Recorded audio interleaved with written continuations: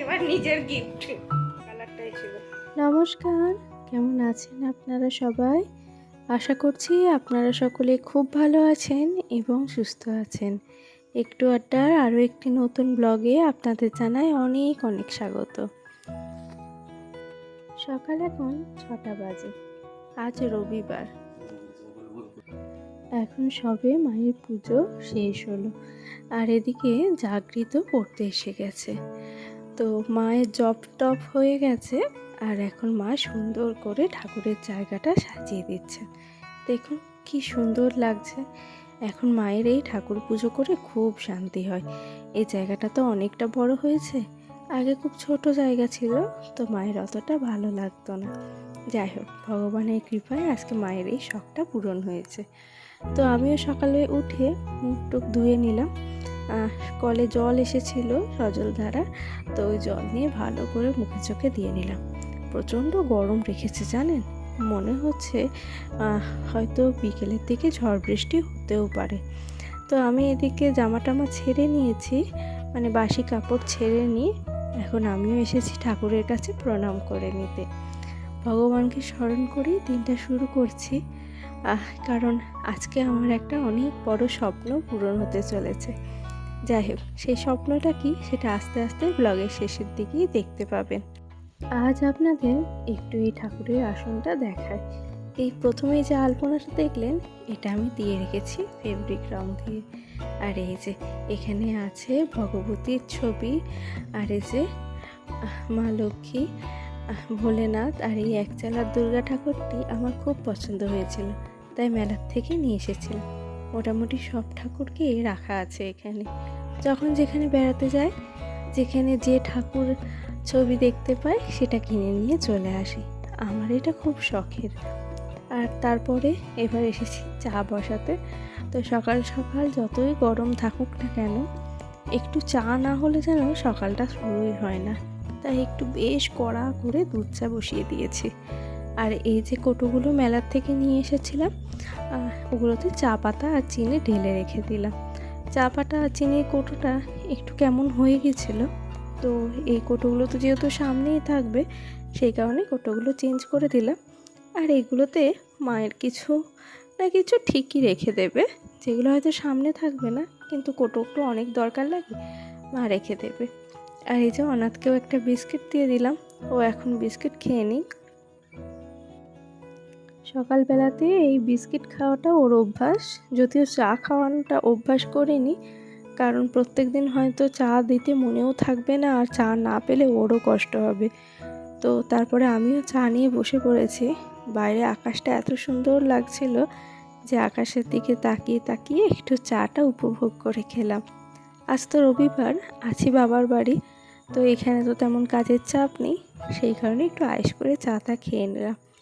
আর আমি যেহেতু আছি আজ বাড়িতে, তো মাকে বললাম আজকে আমিই পড়িয়ে দিচ্ছি। এই পড়ানোগুলো আমিই পড়াতাম। চাকরি পাওয়ার পরেও 1 বছর পড়িয়েছি, কিন্তু তারপরে আর হয়ে উঠতো না। তো জাগৃত কিছুতেই অন্য কোথাও যেতে রাজি হলো না, তাই মা ওই একটা দিন সময় করে রবিবার ওকে একটু অঙ্কটা দেখিয়ে দেয়। আকাশটা দেখুন কি সুন্দর লাগছে না, সবুজ গাছগুলোর মাঝে আকাশটা ভীষণ সুন্দর লাগছে। আর এই যে গায়ে ধোয়ানো হয়েছে, আর এরপরে রানী ওর মায়ের কাছে দুধ খাচ্ছে। আর আমি এসেছি একটু বাইরের দিকে কি করতে এসেছি সেটা চলুন দেখতে পাবেন এক্ষুনি। আজ একটা বানাবো নতুন জিনিস, যদিও শিখেছি এই ইউটিউব থেকে, এর আগেও বেশ কয়েকবার বানিয়েছি, কিন্তু তখন আর আমার ভিডিও করা হয়নি। তো এই দেখুন, পেড়ে নিয়েছি গাছ থেকে একদম টাটকা তাজা নিম পাতা। শুধু আমার জন্যই পারিনি, পেরেছি আমার বাড়ির ওই গরুগুলোর জন্য, ওদেরকেও একটু নিম পাতা দিয়ে দেব। নিম পাতা খাওয়া তো শরীরের পক্ষে খুবই ভালো, আর ওরাও কিন্তু একদম সুন্দর এই নিম পাতাগুলো খেয়ে নেবে।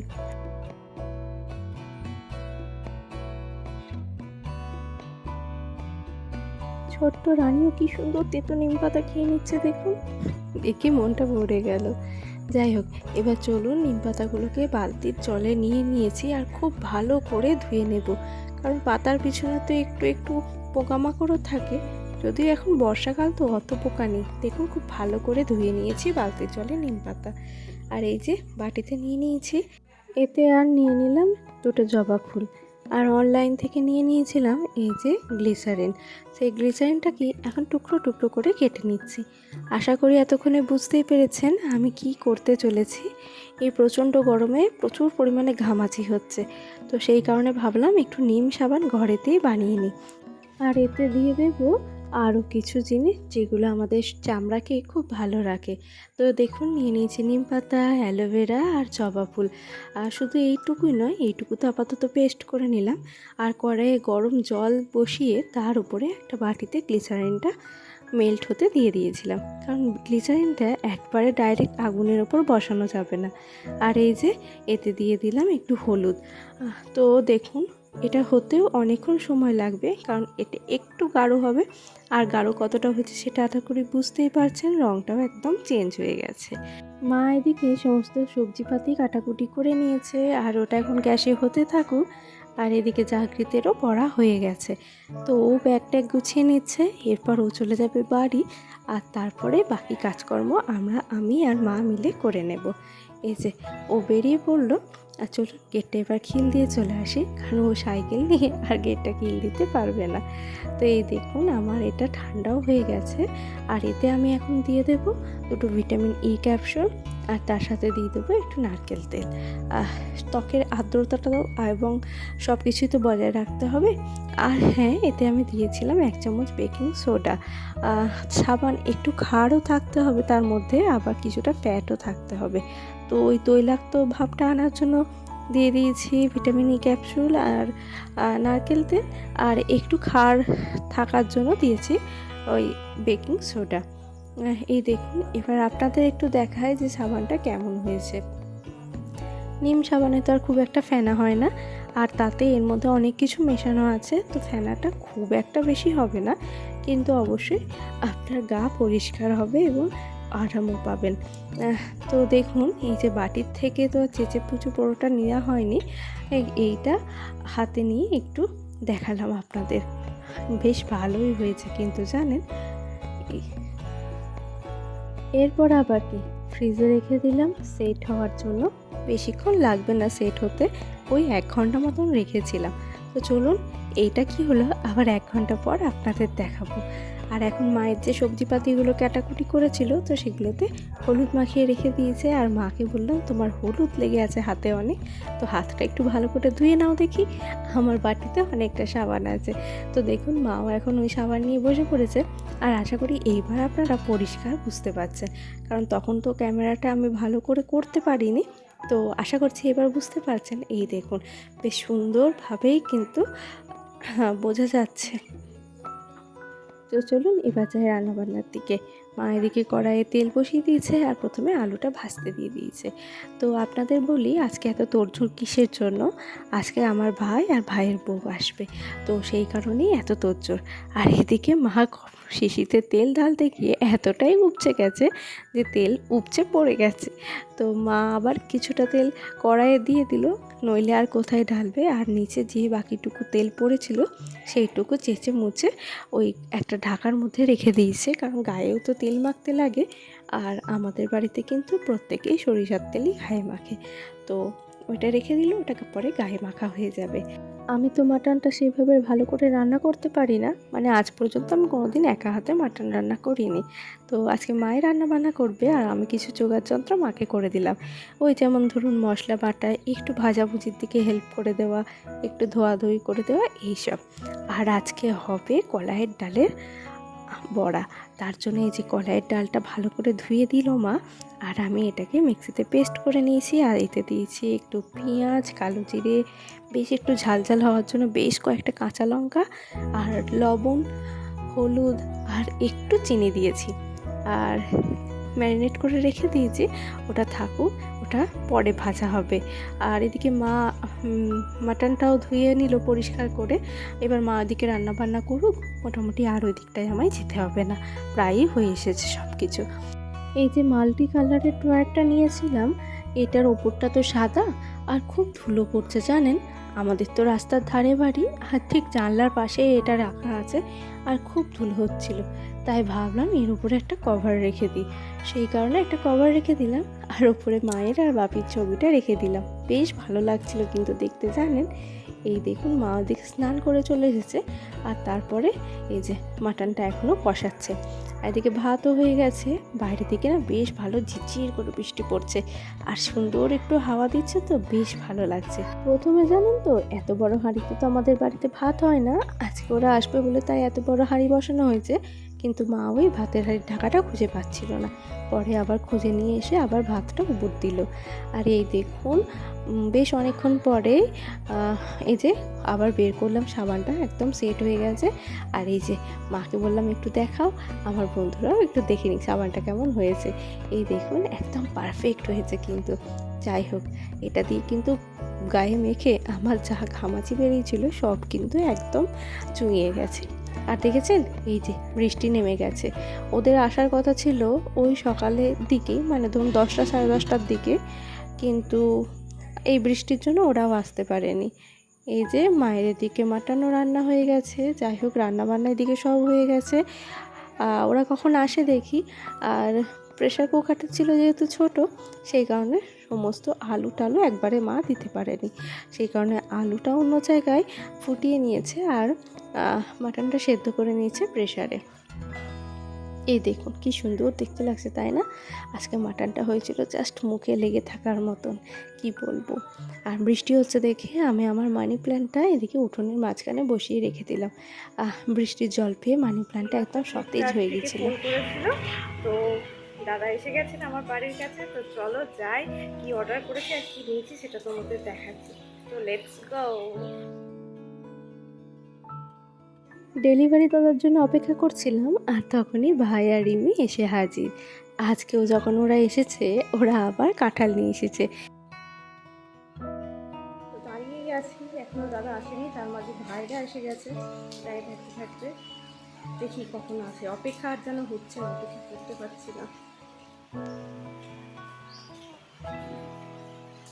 খালি রাস্তার দিকে তাকাচ্ছি কখন আসবে কখন আসবে, এখনো তো আসছে না, অপেক্ষা আর করতে পারছি না।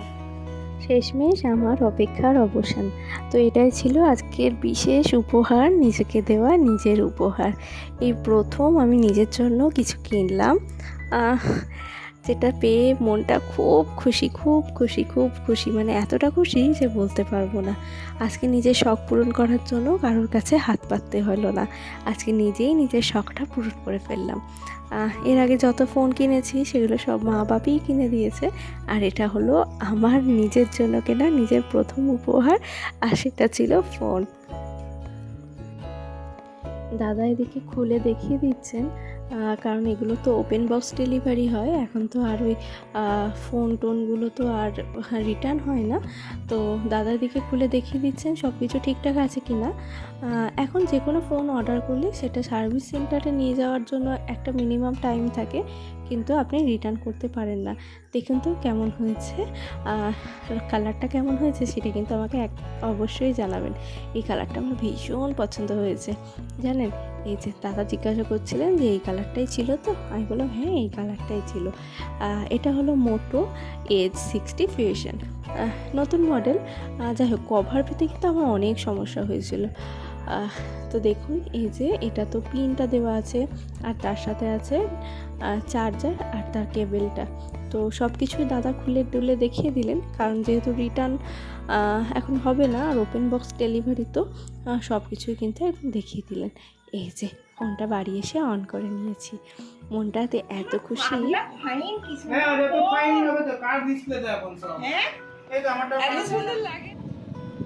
এসে গেছে আমার গিফট, নিজেকে দেওয়ার নিজের গিফট। ফোনটা ঘরে আনার পর মনে হচ্ছে আমার থেকেও সবচেয়ে বেশি খুশি হয়েছে আমার মা। ক্যামেরা কোয়ালিটি দেখুন জাস্ট অসাধারণ ছিল, আমার তো ভীষণ পছন্দ হয়েছে। কেন একটা লুঙ্গি পর, প্যান্ট ভিজে গেছে, একটা লুঙ্গি পর। লুঙ্গিতে অ্যালার্জি? লুঙ্গির কত ফায়দা, হাওয়া হাওয়া। আমার হাওয়া দরকার নেই, আমার বেশি ভালো লাগে না। থ্রি কোয়ার্টার পরবো তো ঠিক আছে। সবার সাথে অনেক গল্প টল্প করার পর এই যে এখন আমরা খেতে বসে পড়েছি। এখন বাজে ওই দুপুর 2টো মতন। তো দেখুন আমরা সবাই খেতে বসে পড়েছি আর মা আমাদের খেতে দিচ্ছে। আর এই যে কলাইয়ের ডালের বড়াগুলো যা অসম্ভব সুন্দর খেতে হয়েছিল না, একদিন বাড়িতে এইভাবে ট্রাই করে দেখবেন, ভীষণ ভালো খেতে লাগবে এই গরম ভাতের সাথে। সব শেষে একটাই কথা বলি, আজকের ভয়েস ওভারটা কেমন হয়েছে আমি ঠিক বলতে পারবো না, কারণ আজ আমার এখন প্রচণ্ড জ্বর। যখন আমি ভয়েস ওভার দিতে বসেছি আমার গা তখন পুড়ে আগুন হয়ে যাচ্ছে, কিন্তু এটাও আমার একটা কাজ, সেই কারণে আমাকে করতেও হচ্ছে। যাই হোক, ভুল ত্রুটি হলে ক্ষমা করে দেবেন। এইভাবে পাশে থাকবেন। দেখা হবে আবারও একটা নতুন ব্লগে। আজকের মতন টাটা।